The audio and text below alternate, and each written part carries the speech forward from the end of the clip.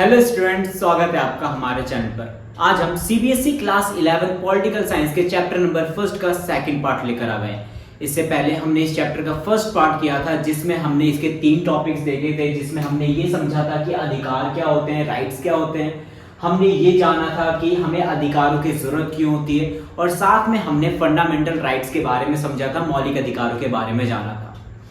आज हम इस चैप्टर के नेक्स्ट टॉपिक की तरफ मूव करेंगे, जो इस चैप्टर का सबसे इंपॉर्टेंट टॉपिक है, फंडामेंटल राइट्स, मौलिक अधिकार। मींस आज की क्लास में हम फंडामेंटल राइट्स को डिटेल में समझेंगे, एक एक फंडामेंटल राइट्स को एक्सप्लेन करेंगे, डिटेल में जानेंगे कि एक एक फंडामेंटल राइट जो है हमारा उसके अंदर में क्या है। देखो, हमने पिछली क्लास में जो फंडामेंटल राइट्स समझा था उससे आपको समझ में आ गया होगा कि फंडामेंटल राइट्स क्या होते हैं। अगर फिर भी आपको नहीं पता कि फंडामेंटल राइट्स क्या होते हैं तो पहले आप जाके फर्स्ट पार्ट देख लीजिए ताकि आपको समझ में आ जाए, तभी आपको जो है आज की वीडियो समझ में आएगी। तो फंडामेंटल राइट्स मैंने बताया था, शॉर्ट में समझा देता हूं कि फंडामेंटल राइट्स जो होते हैं ऐसे राइट्स होते हैं जो हमारे कॉन्स्टिट्यूशन ने हमें दिए हैं, जो हमारे संविधान ने हमें दिए हैं और जो सुरक्षित है, जो हमसे कोई नहीं छीन सकता। जब हमारा संविधान बना था उस समय हमारे संविधान में 7 फंडामेंटल राइट से 7 मौलिक अधिकार थे। प्रेजेंट टाइम में हमारे संविधान में 6 मौलिक अधिकार हैं, 6 फंडामेंटल राइट्स है। कौन कौन से फंडामेंटल राइट्स है? 6। समानता का अधिकार, स्वतंत्रता का अधिकार, शोषण के विरुद्ध अधिकार, धार्मिक स्वतंत्रता का अधिकार, सांस्कृतिक एवं शैक्षणिक अधिकार और संवैधानिक उपचारों का अधिकार। आइए अब हम एक एक करके इन सभी मौलिक अधिकारों को देखते हैं। देखो, जो हमारा सबसे पहला फंडामेंटल राइट है, जो हमारा सबसे पहला मौलिक अधिकार है, वो है समानता का अधिकार, जो आर्टिकल 14 से 18 तक एक्सप्लेन है। आर्टिकल 14 टू 18 मतलब 14 से लेकर 18 तक कौन सा अधिकार है हमारा? समानता का अधिकार। ये 1 मार्क में भी क्वेश्चन आपसे पूछ ले आता है कि समानता का अधिकार किस आर्टिकल से किस आर्टिकल तक है? Article 14 to article 18। देखो, इस टॉपिक में जो भी बात बोली जाएगी वो सब इंपॉर्टेंट बात होगी, इसलिए हर चीज पर फोकस कर लेना। आर्टिकल 14 से शुरू करते हैं, हम एक एक आर्टिकल को इसमें डिटेल में समझेंगे। आर्टिकल 14 से लेकर आर्टिकल 32 तक हर एक आर्टिकल को हमें डिटेल में समझना है, क्योंकि हमारे फंडामेंटल राइट्स आर्टिकल 14 से लेकर आर्टिकल 32 तक हैं। तो हमें एक एक फंडामेंटल राइट अच्छे से समझना है, और हर एक फंडामेंटल राइट आपके लिए इंपॉर्टेंट होगा, क्योंकि आपके एग्जाम में बीच में से भी क्वेश्चन पूछ लिया जाता है, जैसे कि आर्टिकल 25 में क्या एक्सप्लेन कर रखा है, आर्टिकल 29 में क्या एक्सप्लेन कर रखा है। ठीक है, ये चीजें भी पूछ ली जाती है, इसलिए आपको एक एक फंडामेंटल राइट अच्छे से समझना है। मैं शॉर्ट में समझाने की कोशिश करूंगा आपको, लेकिन अच्छे से समझाने की कोशिश करूंगा, तो प्लीज फोकस करना और समझने की कोशिश करना। सबसे पहले हम शुरू करेंगे समानता का अधिकार। देखो, समानता का अधिकार होता क्या है? राइट टू इक्वलिटी क्या होता है? समानता का अधिकार का मतलब होता है कानून की नजर में हर व्यक्ति एक बराबर होगा, चाहे वो ऊंची जाति का हो, चाहे वो नीची जाति का हो। ठीक है, every person are equal in the eye of law. ठीक है, कानून की नजर में हर व्यक्ति एक बराबर होगा। देखो, हम इसको जो है आर्टिकल के थ्रू समझने की कोशिश करते हैं तो थोड़ा हमें और अच्छे से समझ में आ जाएगा। आर्टिकल 14 समझते हैं सबसे पहले कि आर्टिकल 14 क्या कहता है। आर्टिकल 14 कहता है कानून के समक्ष समानता मींस इक्वालिटी बिफोर लॉ। कानून के समक्ष समानता का मतलब क्या है कि जो कानून है, कानून, यहां पर कानून का मतलब क्या है? कानून का मतलब है पुलिस, कानून का मतलब है न्यायालय, ये कानून है। आईएएस आईपीएस ये कानून है। इस कानून के आगे हर व्यक्ति एक बराबर होगा, चाहे वो अमीर हो, चाहे वो गरीब हो, चाहे वो लड़का हो, चाहे वो लड़की हो, चाहे वो ऊंची जाति का हो, अपर कास्ट का हो, चाहे वो लोअर कास्ट का हो, कोई भी हो, कानून की नजर में हर व्यक्ति एक बराबर होगा। वो मेरे साथ भी वैसे ही ट्रीट करेगा जैसे वो किसी दूसरे पर्सन के साथ ट्रीट करेगा। ठीक है, प्रधानमंत्री भी उसकी नजर में वही है जो एक आम इंसान है। समझ में आ गया? अगर कोई एक आम इंसान कोई अपराध करता है और कोई अमीर इंसान एक अपराध करता है तो दोनों को उसके लिए बराबर सजा दी जाएगी। कानून दोनों में फर्क नहीं करेगा। इसको कहते हैं कानून की नजर में समानता। समझ में आ गया? इक्वालिटी बिफोर लॉ का मतलब क्या है कि कानून की नजर में, लॉ की नजर में हर व्यक्ति इक्वल होगा, कोई भी ऊपर या नीचे नहीं होगा। ये हमारा किस में कहा गया है? ये आर्टिकल 14 के अंदर में कहा गया है। आर्टिकल 15 क्या कहता है? आर्टिकल 15 कहता है कि भाई भेदभाव को समाप्त करना है, एंड ऑफ डिस्क्रिमिनेशन। देखो, भेदभाव का मतलब क्या होता है, डिस्क्रिमिनेशन का मतलब क्या होता है? डिस्क्रिमिनेशन का मतलब होता है आप लड़की हो, आप घर में रहो, लड़का ही बाहर जाएगा। लड़के को सारे अधिकार होंगे। लड़का जो है देर रात तक घूम के आ सकता है, लड़की को देर रात तक घूमने की आज़ादी नहीं है। अगर आप नीची जाति के हो तो आपको जो है मॉल में जाने नहीं दिया जाएगा, आपको जो है पार्क में घूमने नहीं दिया जाएगा, आप जो है छोटे कपड़े नहीं पहन सकते। ये सारे क्या है, डिस्क्रिमिनेशन। सिर्फ लड़के छोटे कपड़े पहन सकते हैं, या फिर लड़का जो है शॉर्ट निकर पहन के घूम सकता है, लड़कियां नहीं पहन के घूम सकती। ये सारी चीजें, इसको कहते हैं भेदभाव। तो आर्टिकल 15 जो है इसी भेदभाव को समाप्त करता है।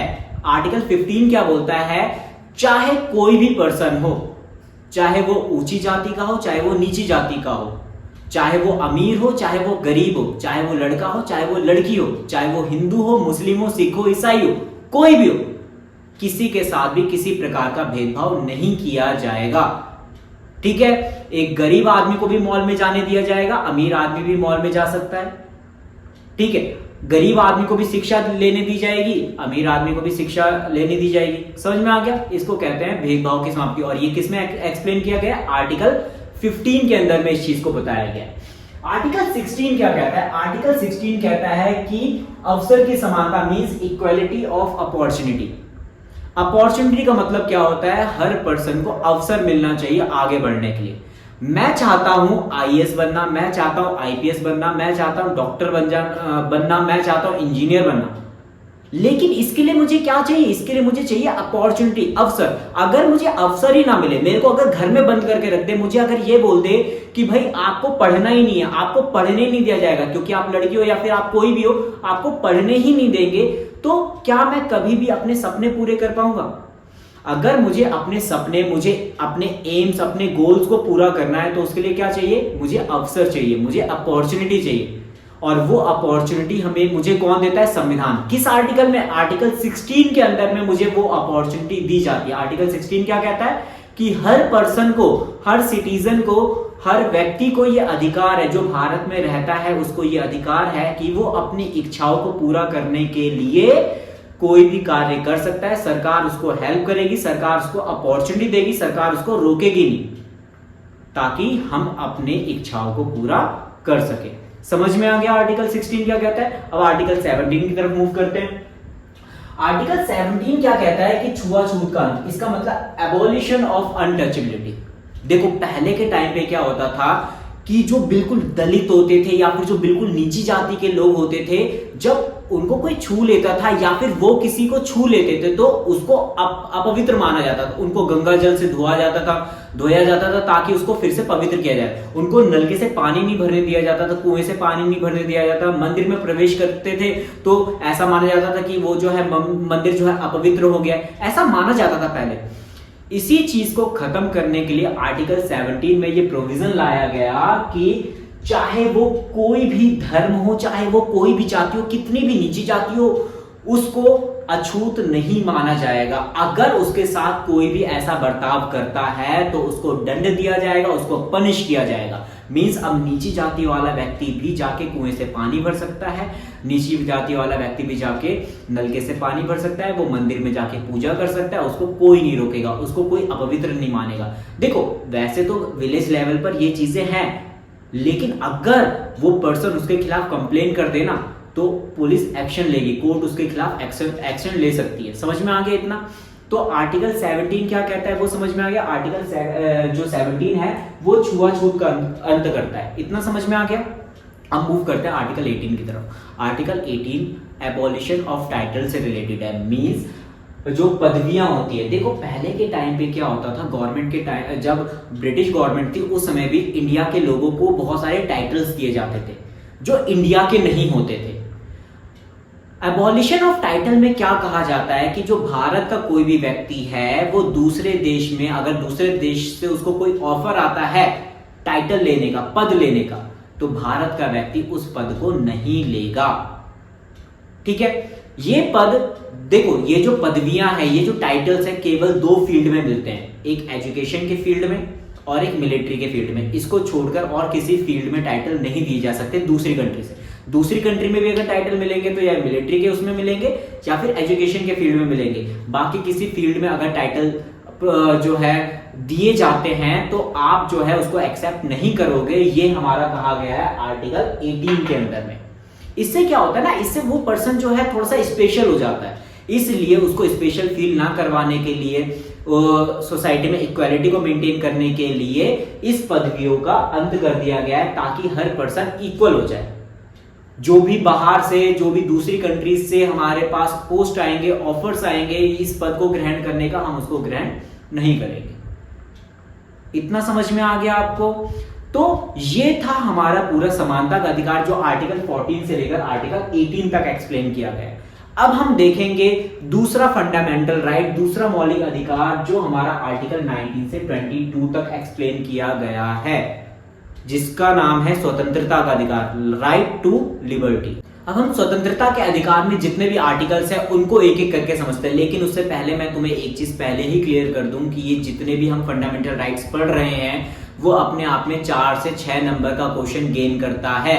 इसलिए आपको सारे फंडामेंटल राइट्स अच्छे से समझने हैं, एक एक आर्टिकल अच्छे से समझना है। फॉर एग्जांपल, जैसे आपसे एक क्वेश्चन पूछा जा सकता है कि समानता का अधिकार जो है क्या होता है, वर्णन कीजिए, और पूरे 6 नंबर का क्वेश्चन है, तो आपको सारे आर्टिकल्स लिखने पड़ेंगे उसमें।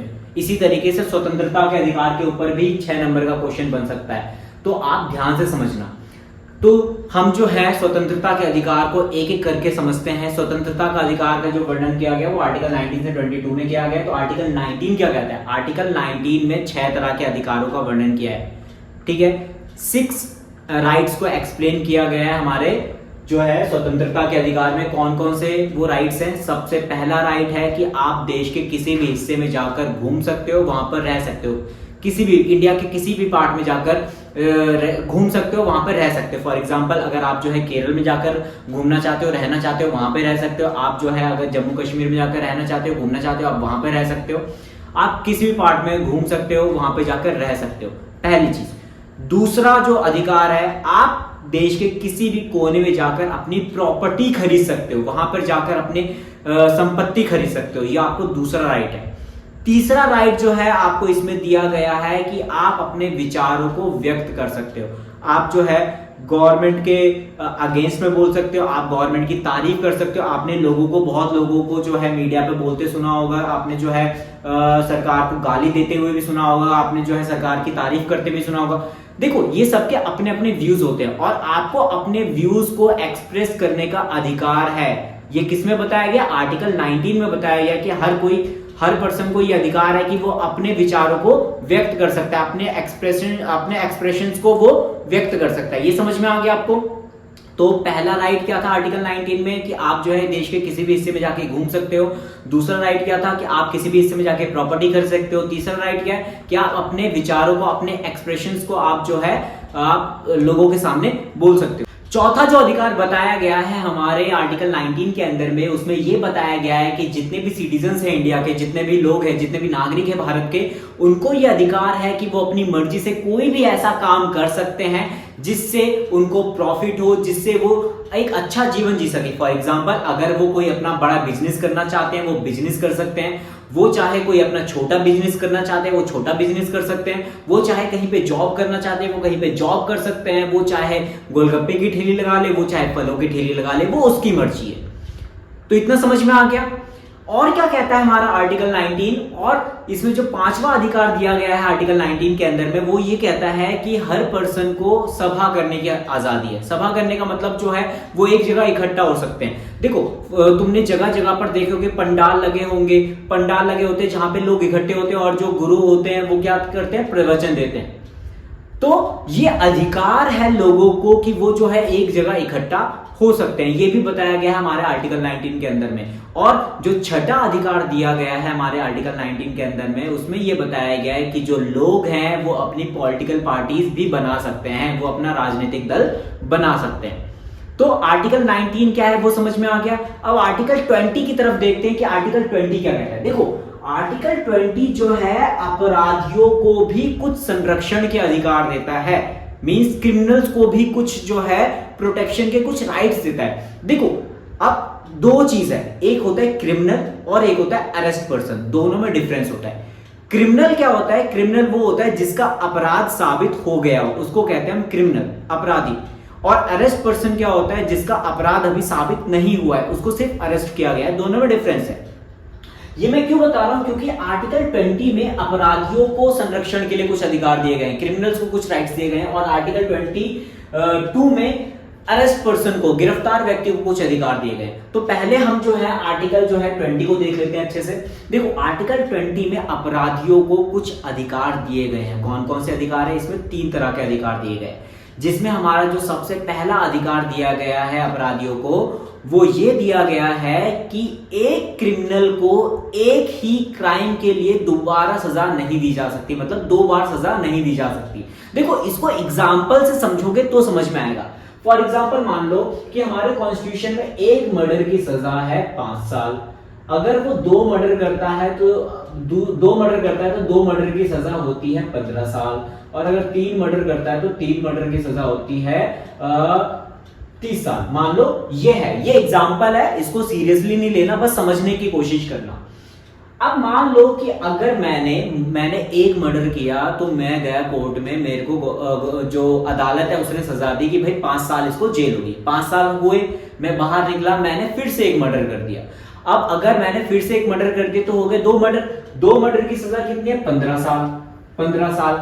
तो मेरे इस वाली सजा में पहले की सजा ऐड नहीं होगी।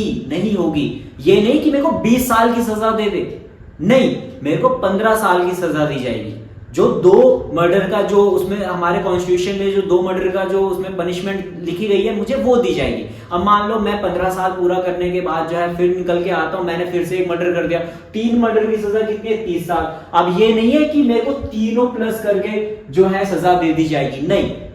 मींस अगर मैं अपराध कर रहा हूं तो मुझे एक अपराध के लिए दोबारा सजा नहीं मिलेगी, ठीक है। जो कॉन्स्टिट्यूशन में उस क्राइम के लिए जो प्रोविजन होगा उसके अकॉर्डिंग मुझे सजा दी जाएगी, मुझे पनिशमेंट मिलेगी। तो सबसे पहला अपराधी को क्या संरक्षण का अधिकार है कि एक ही क्राइम के लिए उसको 2 बार सजा नहीं दी जा सकती। दूसरा जो उसके पास अधिकार है वो ये है कि अगर कोई कानून लागू होने से पहले अगर वो कोई काम करता है तो वो जो है क्राइम नहीं माना जाएगा। कोई भी लॉ अगर लागू हो रहा है, कोई भी कानून लागू हो रहा है, उससे पहले अगर वो कोई काम करता है तो वो अपराध नहीं माना जाएगा। फॉर एग्जाम्पल जैसे आज 23 तारीख है और गवर्नमेंट ने बोला कि भाई 24 तारीख की सुबह से अगर कोई भी व्यक्ति सिगरेट पीता हुआ पकड़ा गया तो वो अपराध माना जाएगा, वो क्राइम माना जाएगा।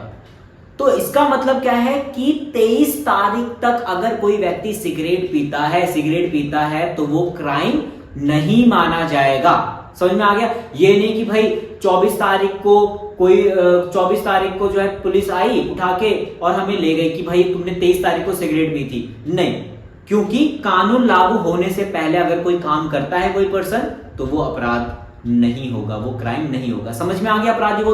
तो पहला क्या था कि एक ही क्राइम के लिए 2 बार सजा नहीं दी जाएगी, और दूसरा क्राइम क्या कि कानून लागू होने से पहले, लॉ एस्टैब्लिश होने से पहले अगर कोई काम करता है तो वो क्राइम नहीं माना जाएगा। और तीसरा जो राइट है आर्टिकल 20 के अंदर में, तीसरा जो राइट है वो क्या कहता है? वो कहता है कि किसी भी क्रिमिनल को उसी के अगेंस्ट में सबूत देने के लिए, एविडेंस देने के लिए फोर्स नहीं किया जाएगा, उसको मारा नहीं जाएगा। फॉर एग्जाम्पल अगर मैं क्रिमिनल हूं तो पुलिस मुझे फोर्स नहीं कर सकती, मुझे मार नहीं सकती, और मुझे जो है जबरदस्ती नहीं कर सकती कि मैं अपने ही खिलाफ एविडेंस दूं।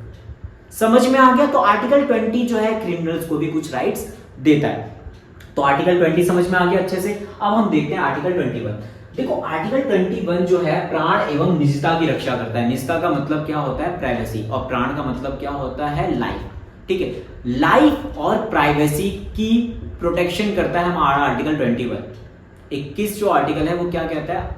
आर्टिकल 21 कहता है अगर कोई पर्सन अपने प्राणों की रक्षा करने के लिए किसी को मार भी देता है ना, ठीक है, सेल्फ डिफेंस जिसको हम बोलते हैं, तुमने कई बार सुना होगा ना लोगों को बोलते हुए कि मैंने उसको मारा, लेकिन सेल्फ डिफेंस में। तो अगर एक्चुअल में कोई सेल्फ डिफेंस में किसी को मारता है तो वो क्राइम नहीं होगा, क्योंकि वो मुझे मार दे इससे पहले मैंने उसको मार दिया।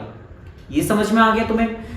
तो आर्टिकल 21 में पहली चीज क्या है कि कोई भी पर्सन जो है अपनी अगर रक्षा करने के लिए किसी को मारता है तो वो क्राइम नहीं होगा।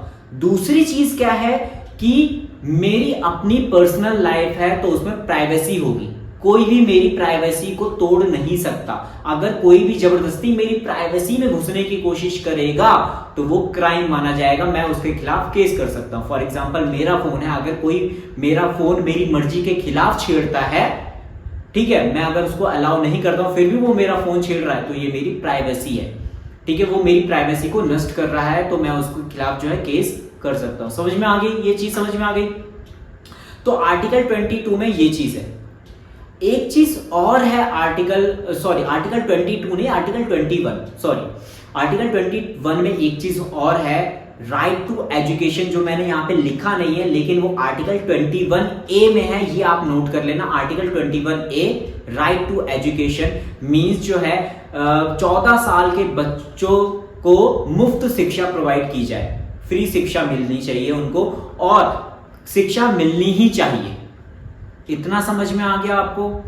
इतना समझ में आ गया?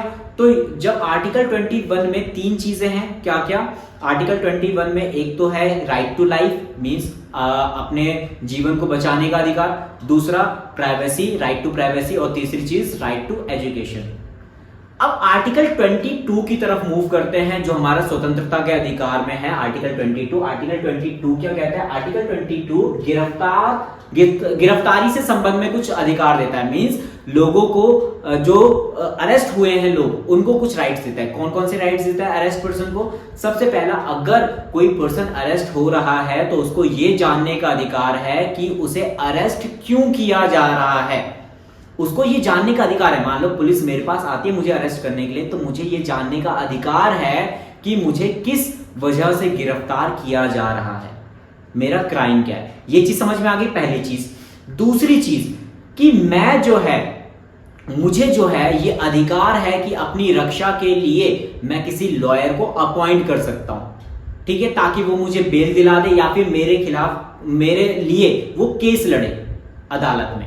समझ में आ गया? पहली चीज क्या है आर्टिकल 22 के अंदर में कि अगर पुलिस मुझे गिरफ्तार करने आती है, किसी पर्सन को गिरफ्तार करने के लिए आती है, तो उसको ये जानने का अधिकार है कि उसको क्यों अरेस्ट किया जा रहा है। दूसरी चीज कि उस अरेस्ट पर्सन को अपने आप को प्रोटेक्ट करने के लिए किसी लॉयर को हायर करने की राइट है, पूरा का पूरा राइट है कि वो किसी जो है वकील को हायर कर सकता है। और तीसरी चीज क्या है कि 24 घंटे के अंदर में उसे कोर्ट में जाने का राइट है, मींस जिस टाइम पे उसको गिरफ्तार किया जा रहा है उससे 24 घंटे के अंदर में उसे कोर्ट में पेश होना चाहिए। ये उसका अधिकार है कि वो 24 घंटे के अंदर में कोर्ट में जाए, क्योंकि बहुत बार पुलिस वाले जो है अपने हितों को साधने के लिए, अपने इंटरेस्ट के लिए, अपना बदला पूरा करने के लिए, या फिर जब उनके मन की नहीं होती है तो वो क्या करते हैं 2-3 दिन तक जो है जेल में ही बंद करके रखते हैं बिना अदालत में पेश किए। तो ये उनका क्राइम है, ठीक है। आपका ये अधिकार है कि आप जो है 24 घंटे के अंदर में कोर्ट में जा सकते हो, ये आपका आर्टिकल 22 में कहा गया है।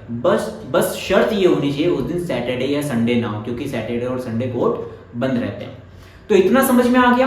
तो आर्टिकल 19, 20, 21 और 22 आपको समझ में आ गया अच्छे से। ये सारे आर्टिकल जो हैं हमारे स्वतंत्रता के अधिकार से संबंधित हैं। अभी तक हमने 2 फंडामेंटल राइट्स को किए हैं और इन्हीं दोनों को करने में काफी ज्यादा टाइम भी चला गया है, इसलिए हम आज की वीडियो को यहीं खत्म करते हैं। नेक्स्ट वीडियो में हम बाकी के जितने भी फंडामेंटल राइट्स हैं उसको पूरी तरह से कंप्लीट करेंगे। तब तक बने रहिए हमारे साथ, मिलते हैं नेक्स्ट वीडियो में। Thank you.